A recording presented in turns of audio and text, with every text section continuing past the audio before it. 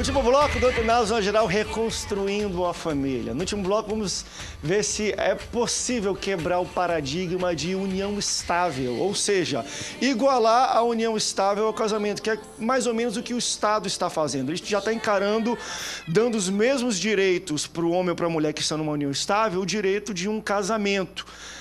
Pastor, a igreja deve também encarar da mesma maneira que o Estado está encarando? Bem, eu gostaria de começar dizendo o seguinte: a instituição do casamento veio antes dos contratos civis, antes das leis. Quando Deus fez o primeiro casamento, nós não tínhamos cartórios, não tínhamos juízes de paz, nem pastor para tirar a pessoa que não deixa não tínhamos pastores. Então, eu vou dizer uma coisa aqui que talvez escandalize alguns. Nesse ponto, eu sou católico. Eu creio que o casamento que vale diante de Deus é aquele casamento quando ele tem a bênção religiosa. Esse é o meu ponto de partida. O contrato civil é meramente para regularizar a situação diante das leis do país. Não é? Outro aspecto. É um outro aspecto, que inclui a questão de herança, partilha de bens, não é, dos filhos que precisam ser registrados, ou seja, é meramente para legalizar a situação diante do país. Eu entendo que o casamento religioso, para mim, no meu entendimento, na minha visão, diante de Deus, ele é um casamento perfeito, legítimo. Eu caso, por exemplo, uma pessoa hoje, e eu já fiz isso algumas vezes, e ela pode casar-se no civil dali a 10, 15, 20, 30 dias, porque diante de Deus, no meu entendimento, ela está casada. Então, André, mas isso então invalida se está junto... Mas aí eu vou chegar lá. Está junto, e aí? Eu vou chegar lá. Não fez o religioso. Aí eu vou chegar lá. Há situações, não é? E a lei ampara, não é, a questão da relação estável. A lei ampara a relação estável, ela é considerada, além desses pontos que o irmão mencionou, a partir dos 2 anos. Antes, a Lei 9.278 foi promulgada pelo presidente Fernando Henrique Cardoso, Exato. 96. E o que acontece? Vem muitas pessoas já do mundo nessa situação, não é? Que já estão vivendo nessa situação. Já tem filhos, 30, já 20 tem filhos juntos. Nessa situação. E se essas pessoas vêm e recebem a bênção pastoral, se elas estão debaixo da bênção pastoral e elas não querem fazer o contrato civil, eu pessoalmente não tenho problema algum. Agora, volta ao ponto que ele mencionou, cada caso é um caso. Nós não podemos generalizar, nós não podemos aplicar o mesmo princípio de forma circunstanciada para todas as pessoas, não é? Nós temos que pensar como aplicar esses princípios, mas não esquecendo desse ponto. O casamento é legítimo quando ele tem a bênção de Deus, ou no dizer aí da lei. Por que a lei se chama de união estável? Ela chama de união estável porque ela está aludindo ao casamento com contrato civil. Não é? Ela não está aludindo ao casamento religioso, é o contrato civil. Não é? Então, ela chama de relação estável. Então, por exemplo, um casal que se casou na Igreja Católica, não é? Fez lá os trâmites, casou, mas não fez o contrato civil, não foi ao cartório. Para a lei, essa união é uma união estável. Entendi. Ela é uma união estável. Aqui, pastor Jeremias, pois não? André, a questão é a seguinte: a igreja não pode de nenhuma maneira ser excludente. De maneira nenhuma. Correto, não tem que excluir ninguém. A igreja ela tem que ser associativa, ela tem que ser uma mãe, ela tem que ser o pai, ela tem que ser alguém que vai acolher as pessoas, sem discriminação, enfim, racial, o que for, sexual, o que for. Na verdade, a igreja faz isso. A igreja evangélica nesse país, ela não é excludente, embora que exista preconceito. Isso aí é nicho, lugar, gueto, como ele falou, isso aí é de cada um e não tem nada a ver com isso. Agora, a questão do casamento, eu parto do seguinte princípio. Concordo, a visão do pastor é uma visão até que eu nunca vi sendo praticada dessa maneira, eu não vi ainda. Primeira vez que eu estou ouvindo disso. De só fazer o religioso, eu nunca vi. Primeira vez. Mas assim, Malaquias, capítulo 2, verso 14 até o 16. No meio evangélico não, mas no meio católico funciona dessa por forma. muitos anos era assim. Quem ingeria sobre isso aí era a Igreja Católica. Não, seria muito bom que a Igreja Evangélica tivesse. Mas deixa eu dar aqui uma palavra para concluir o pensamento.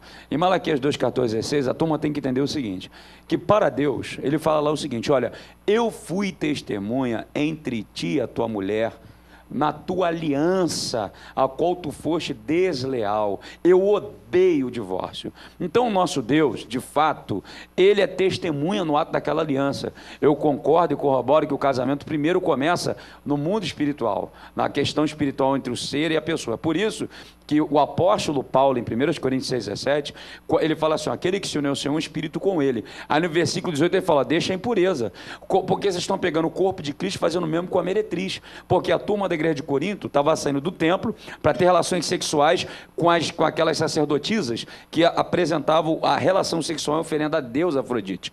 Então Paulo, não, quando você se une, você está pegando o corpo de Cristo fazendo união a uma meretriz. Então essa questão até porque era a prostituição cultual. É isso aí. Então, ou seja, essa unidade carnal une-se em deixa o homem pai e mãe, une a sua mulher, tornando os dois uma só carne, também é no ato sexual. O ato carnal é espiritual, é carnal, e agora, na legislação humana, na esfera social, é contratual. Então, o que a gente tem que entender? Em Mateus 21, 22, ou é 22, 21, Jesus fala assim, ó, dá a Deus o que é de Deus e a César o que é de César. Então, de fato existe, já foi citado aqui, a união estável, legítima e tal.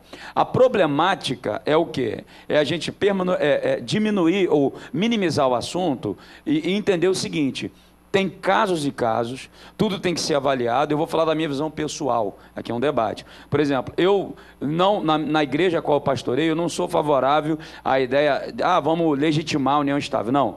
Tem que casar, sou pastor casamenteiro, já casei gente pra caramba, e eu no pastor Jeremias, olha, eu sou novo, cara, já casei muita gente. Mas eu caso também. Então, lá no altar da igreja, e foi pro cartório, e a gente fez festa, e todo mundo quer casar.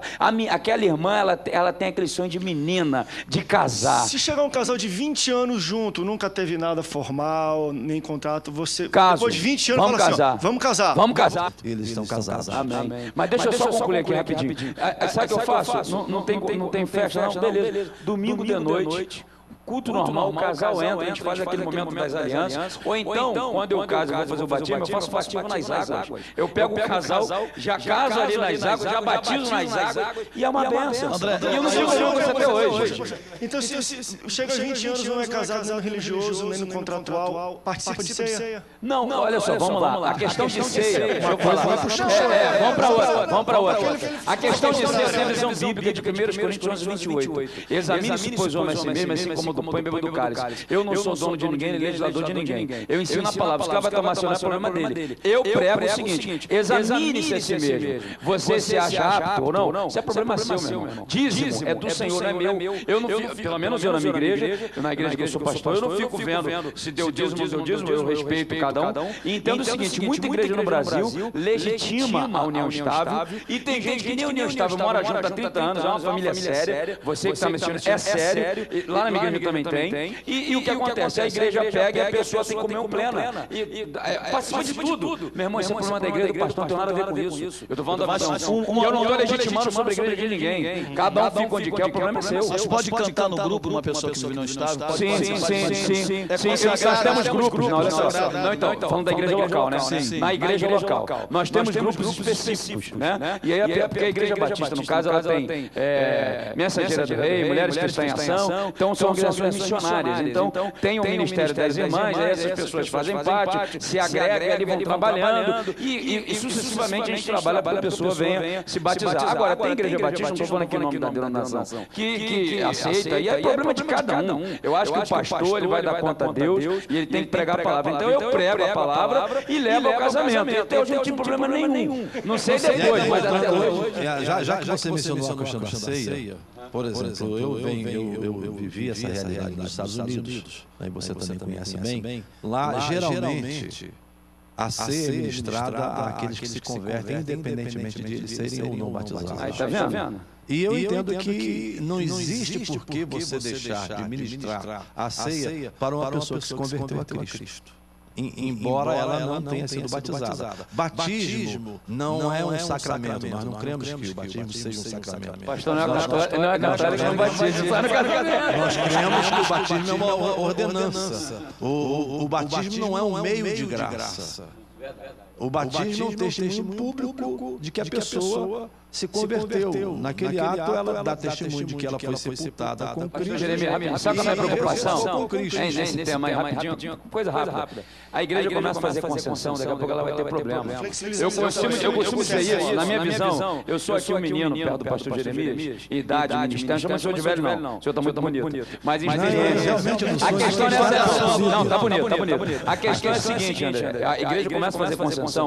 Aí daqui a pouco, tá aqui com, daqui a pouco, aí já não gosta mais, porque até casado é assim, casado juridicamente também não. Aí daqui a pouco, rapidinho, aí já tá com outro, daqui a pouco chega na igreja, você quer filho de quem? Do Manuel, do Joaquim, do Pedrinho. É legal, papai, é uma tríade de gente, essa igreja não passa nada.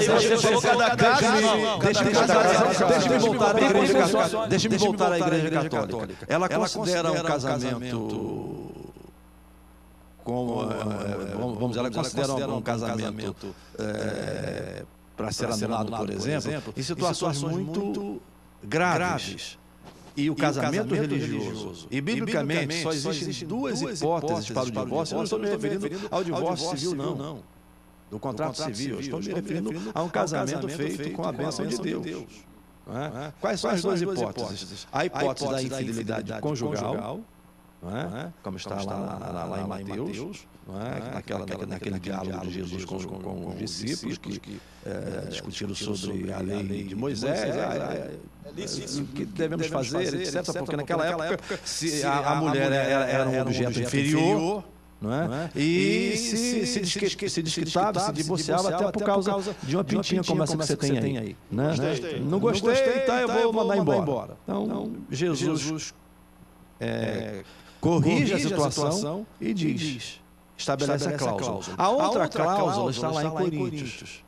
Quando o marido não crente ou a mulher descrente não quer conviver com a mulher. Então ela tem o direito, ou ele tem o direito de viver a sua vida e reconstruir a sua vida daí para frente. São as duas únicas hipóteses. Agora, como pastor, eu entendo que o meu papel, o nosso papel é buscar restaurar esse casamento. Não deixar... Deixa eu só fazer aqui uma questão para não ficar em dúvida. Eu não sou a favor do casamento, desqualificar o casamento, não, pelo amor de Deus. Sempre a favor. Nós temos que transformar. E a própria lei diz que o Estado tem que favorecer a transformação da união estável em casamento. O Estado tem a obrigação também de favorecer aquele indivíduo gratuitamente para transformar aquela união estável em casamento. A minha intenção aqui, pastor, com essa minha tese, é sacralizar o casamento e não secularizar o casamento, porque o contrato civil, ele seculariza.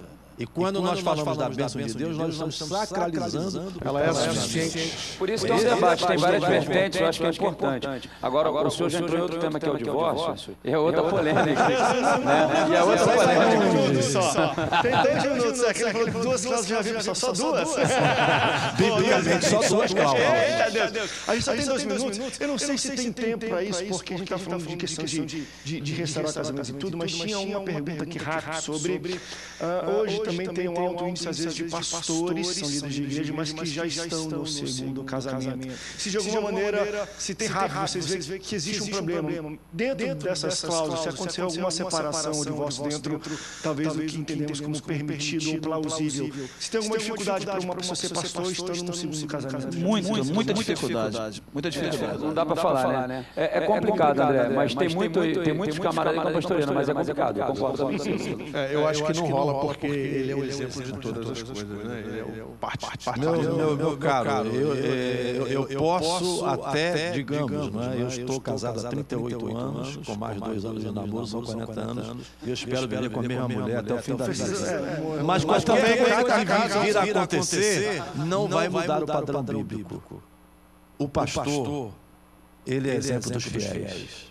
Então ele tem que zelar pela família. Porque casamento, André, é convivência. Casamento é construção. Casamento não é uma coisa feita. Vamos dizer que o cara tem que ser casado todo dia eu sou casado. Claro. Chegaram aqui a presença de vocês hoje. Acho que foi um bom debate para esclarecer e reconstruir a família. Espero que você tenha tirado sua dúvida, tenha abençoado a sua família.